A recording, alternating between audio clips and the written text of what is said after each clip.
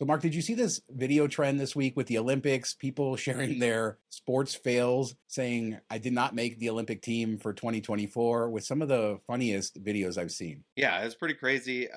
I'm glad that my my kids weren't into gymnastics at all because some of the stuff they do and with how ill prepared they look in these videos, I don't know how anybody pulls it off. Some of them are should be like not worried about the Olympics, worried about walking again. Shows you how rough sports can be. We were talking before the show. One of our favorites was this girl that just kind of kept trying to get herself psyched up on her floor routine. And that was one that didn't end in injury, which was a good story. But so many of these ended badly. Yeah, I like the hurdle ones where they like just pile drive hurdles or fall all over the place. It's crazy. Surprisingly, I was not great in high school at anything, but I could clear the hurdles for some reason. I never figured out why. I was always so deathly afraid of hitting one. But there's always those kids that would just hit every single hurdle, and it would hurt. It was terrible. The worst one by far was the guy that did the pole vault when he cleared it, and then the pole went up his butt.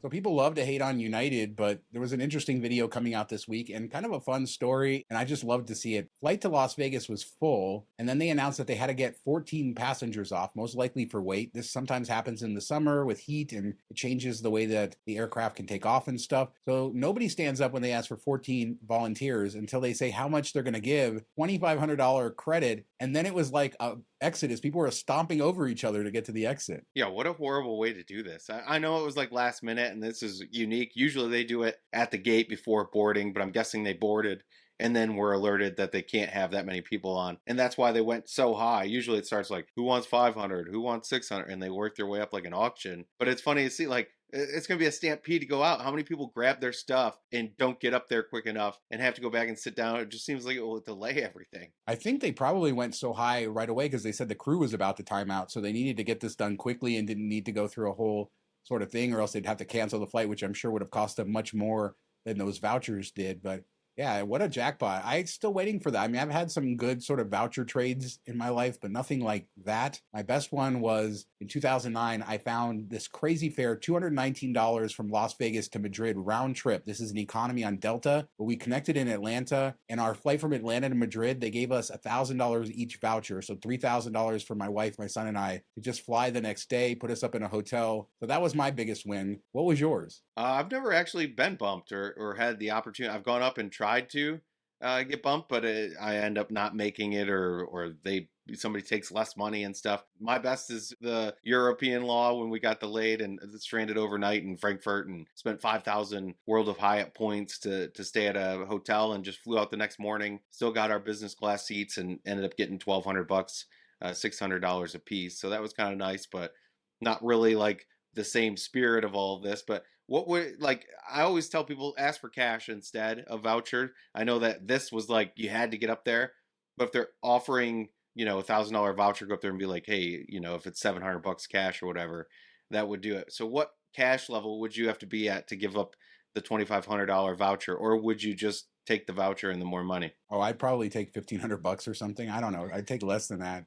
Cash in my pocket is much better than a voucher. Vouchers have expirations. They have gotchas. Obviously, United, a lot better. These mainstream airlines, a lot better than the low-cost carriers. I just got a voucher from Frontier, for example, which is only good for 90 days. It's non-transferable, so you have to only book it in the person's name. And there's a lot of other gotchas, including it doesn't include taxes and fees. So when you see the airfare, which does include those things, the voucher is only going to cover half of it or whatever. So United probably better than that. So I guess it depends on the airline. Yeah, I think I wrote an article about that on Miles to Memories about Spirit did that, like gave $100 voucher, but most of their flights, like the actual flight cost was like $40. And then if you go to the airport, you can save $20. So it's really only a $20 voucher, even though it says $100. It's crazy. So back to hating on United and this recent change that they made for basic economy. First off, United has the worst basic economy product of the big three, American, Delta, United, because they don't allow you to bring a full-size carry-on bag. So they're more like the low-cost carriers in that way where you have to pay for that. Because of that, they haven't allowed people in basic economy to check in online. So they make you go to the airport. So they really treat you the worst way possible in every way. Like this was designed to create pain instead of understanding that these are still paying customers. But people complain, and now they're trying to find a way to let people check in online. Keep in mind, every single other airline lets people check in online. A lot of other airlines have baggage restrictions. this is ridiculous, but you're going to be able to check in online with a basic economy ticket with United, but you have to put your credit card down for a $65 pre-authorization just in case you bring a bag so they can charge you. Terrible airline, terrible management, don't care about customers, back to hating on Yeah. United. Yeah, it's crazy. I don't understand this, and that's the bad thing about these basic economy is you don't really know, and they kind of bury the gotchas in the terms anyway. You don't know. You assume that they all kind of work the same when they don't. They have varying degrees of what is acceptable and what's not. And the funny thing is, you can have a basic economy on United, and if you have a credit card or you have status, then you board in a different boarding group, and then they don't pay attention as much because you're boarding, so the same rules don't apply to you. I don't know. It doesn't make a lot of sense. One, it's good that they can check in online now. It's annoying that you have to do the credit card, and some people might not even have a credit card, and then you'll have a hold on your debit card, and that like freezes your actual money and stuff, and it's just not a good situation. It's dumb. You're adding, work to your workers by having people check in at the airport in the first place. Hopefully they have a lot of kiosks, so you don't have to at least talk to anybody. But yeah, this is as unfriendly as it gets. And that's kind of the Scott Kirby way, isn't it? It is, but we're in a world now where all the airlines are converging. There are no more low-cost carriers. I mean, Spirit is changing. They're adding first class. Frontier already did that with adding regular fare buckets and changing their planes up. JetBlue is adding mini mint. Southwest is changing their entire thing. United better get to work here because they're not going to be able to rest on their laurels here as an airline. I don't know anybody who likes to fly them as their preferred airline. I know people who like to fly American as much as they're a mess. People obviously love Delta's customer service and their in-flight experience. JetBlue and Southwest have great fans, and the low-cost carriers are now trying to sort of build their image in a different way. United has a lot of work to do here, and this is just stupid. It's just stupid. Let them check in. If they bring a bag, then they can pay for it. If they can't pay for it, then they don't fly. It's pretty simple. Yeah, it definitely is like sending a signal that we think you're poverty and you probably won't be able to afford this, so we need to make sure that you can before we get to the gate. And I get like to a certain aspect of it, I somewhat understand when you see all these people blow up at the gates about their bags, especially on the Frontiers and Spirits of the world, where they like charge a huge fee because you didn't pay for it early. So they're trying to maybe avoid that a little bit, but people are still going to get mad when they get hit with the 65 bucks. Like they're still going to get upset. So it's kind of crazy. What's also crazy is I was on Twitter this week, and scams on Twitter or X are no new thing. But a couple of friends tweeted things this week. One was in regards to Air New Zealand, where they tagged Air New Zealand. Another tagged Alaska Airlines. And in both of those tweets, I saw responses to them that were from fake airline customer service accounts. And they weren't buried or anything like that. And they seemed very real. And then I just started kind of searching around the other airlines. X is trying to kind of filter these accounts out as bots and spam, but a lot of times they don't. And some of these accounts are very sort of real looking. So what you have is they're trying to get your flight information, other information from you that they can potentially use for other stuff. So if you're ever contacting a company on X, be very careful. I'll show some examples. I looked for a lot of the major US airlines, even some international ones. It seems almost every airline has these fake accounts responding to every single tweet that they're mentioned in. Yeah, I think this is where the blue check comes in handy for these big corporate accounts and stuff like that. Like, definitely look for it if somebody's reaching out and asking for personal information about your travels or really anything, banking, all that stuff. If they don't have a blue check mark, then you should instantly assume that it's, shady. Some may even still have it. Look at it like you get these texts from like, hey, your package can't be delivered. Come to the USPS and, pick it up.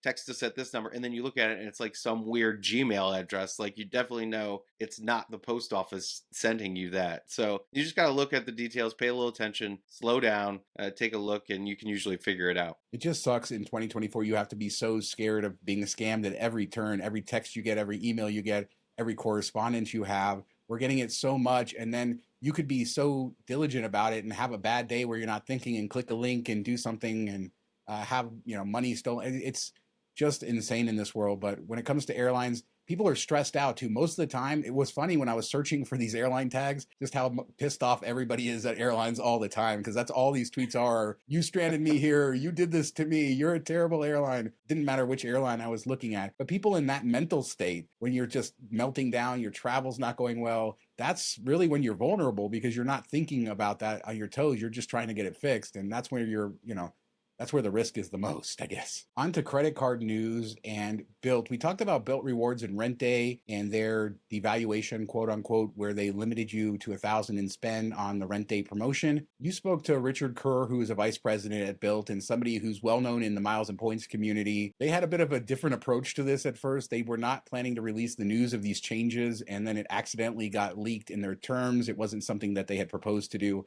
So they wanted to make it right for customers. They've generally done a good job of announcing changes, good and bad, in the past, so we can give them the benefit of the doubt on that. Did you have any other takeaways from your conversation with Richard that are worth sharing? I think communication is a big key with brands, and that's something that a lot fall short of. So I think that they are definitely have everybody on high alert now. Some people are going to say this is just lip service from them saying, hey, we didn't intend to do it that way. Oh, because we got backlash. I think anybody knows that something like that is going to get backlash.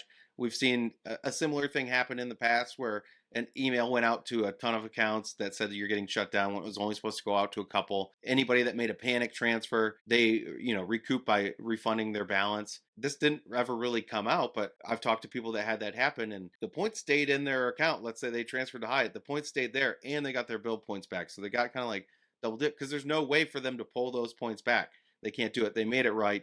So I give them the credit for that. And I think that gives a little bit of weight, but they definitely need to be careful moving forward how they message things and put it out there to people. But the main takeaway was this was kind of like, they finally had a couple years of evidence or data of what everybody was using, where the points were going. Everybody has a budget and they have a promotion budget for points, how many points they can do a month. And they saw a lot of this budget going to a small portion of people. And they think that they can reuse these points, limit the rent day cap, the taxes aspect of it, how many people were paying taxes and recouping big points from that, and use that to fuel more transfer bonuses, come out with new programs and stuff. So I think that's the message that I got from that is this isn't about cutting costs as much as it's repurposing these to other things once they had the data in store. And it would have been nice to see that at the same time, like, hey, we're taking the points from here because we're doing this. And maybe that's where the messaging came out before they were ready. And it looks like it's a cost cutting where it wouldn't have. I don't know. We'll have to see. It's interesting to cover this company because they are new. They're growing big. They have some interesting partners like Wells Fargo and then their transfer partners, obviously. The last few years, we've seen them go from infancy and now they're maturing a little bit. This all makes sense, but it's fascinating to watch because we don't normally get to see this in this way. And yeah, it's interesting. You make one great other point about their status. Their status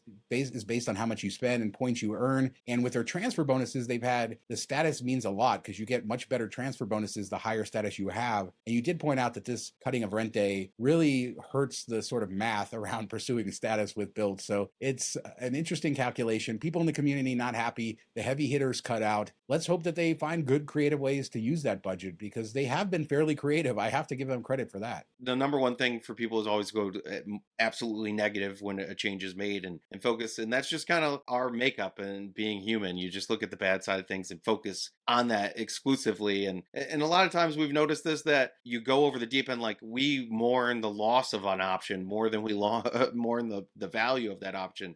Like, when we saw the Sapphire Reserve lose access to priority pass lounges, restaurant access, people like freaked out. And then I'm like, well, how often did you use a restaurant in the last year? Once, never, twice. So what is it really worth to you? You're upset that you don't have that option anymore. But what's the actual value to you? So next we wanted to talk about an offer from one of our partners, Melio, and this is a business-to-business payment platform. And they have a really good offer where if you make a $200 payment, you can get $200. How does it work, Mark? Yeah, it's if you're a business owner, you can make payments to other business owners that do things for you, and it's focused on maybe places that don't take credit cards is a good option here. So you can earn some points. There is a 2.9% fee. That's just the swipe fee or the interchange fee. So you have to account for that. But on your $200 first payment, that's $6, a little bit under that, and you're getting paid at $200. Basically, try it out, see how it works. I personally use mine for my landscaper who doesn't take a credit card, and then some of those utilities where the city or county doesn't take credit card payments. I use something that either earns 2x, or I'm working on a spending offer that has a free night certificate, something that gets me above that 3% return. Perfect option is if you have a card with a welcome offer where you're earning 10, 15, or 20x, you can get the money back in that. And it kind of, gives you a little bit of leeway, a little bit of cash flow. If you couldn't come up with the money right away, you get that 30, 60 days from the credit card. So it's a really good program and something unique that, can help out your business. And we love when they give a good deal to try it out. And that's what this is. Like you said, frictionless, you get a couple $100s. We do have an affiliate link, and so we would earn credit if you use it. We'll put it in the description, but it's free money, and give it a try. And like you said, it works really well. So I'm sure a lot of people out there will like to use it ongoing. Yeah, and they'll make the payment either by ACH for select vendors, or they'll mail the check out for you. And then when they go to contact you, Gail from there will reach out and will, say, here's your $200. How do you want to do it? You can set it up in your account, your banking info. They can send it that way, or you can just give him your routing number and all that stuff, and he'll send the money over to you. So on the show, we've been updating you guys on transfer bonuses. We'll continue to do that. And there's 6 new ones to go over. Chase has a new one with Marriott Bonvoy, a 70% bonus. I still don't think it's probably worth it. Capital One, 20% to Qantas. American Express has bonuses of 20% to Hawaiian, 30% to Aer Lingus, 30% to British Airways, 30% to Iberia. Those are all Avios programs. Anything that's striking your eye? Yeah, I mean, the Avios, when you have one, you kind of have them all because you can move the points between. So that's a little bit less sexy that there's 3 of those. But Hawaiian can be really good. I booked flights home from Maui to Las Vegas for 20,000 Hawaiian miles. So if you're getting the transfer bonus, even cheaper. And like you said, Marriott, probably only good if the hotel is giving you 1 cent or more a point on the redemption. So definitely run those numbers. Otherwise, it won't be worth it. Yeah, it's always fun to get more, and Hawaiian is a popular one. It just sucks that you have that excise tax. I don't know. I'm going to complain about that on every show. American Express, I don't know why it bothers me so much. People are going to get tired of that. I just can't get over it. I know. It just pisses me off. All right, so let's end with some cool S.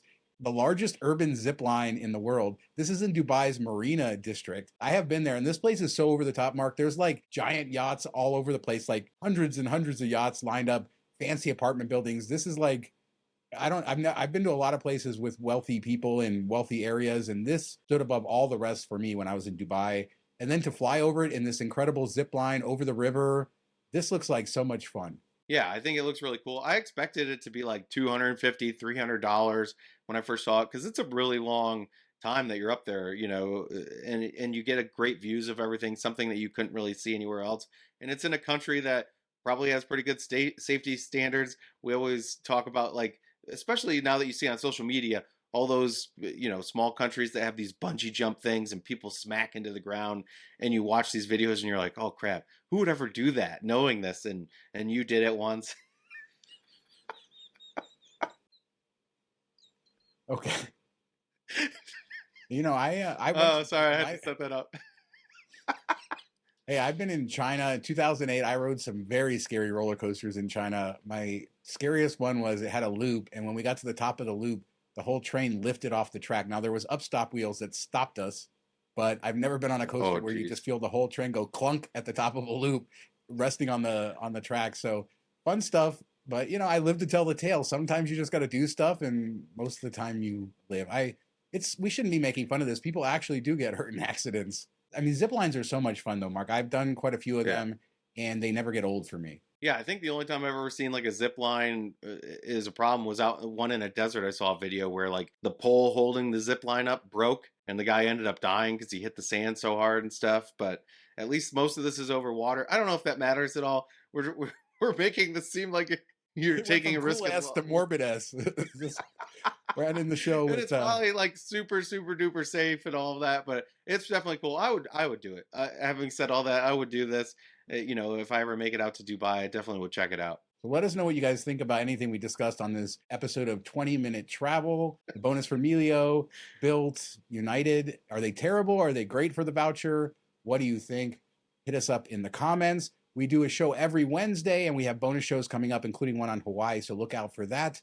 And we're still a new channel, so hit subscribe, the bell, leave comments, likes, help us out a lot. Thanks for watching. Talk to you next time. Have a good week, everybody.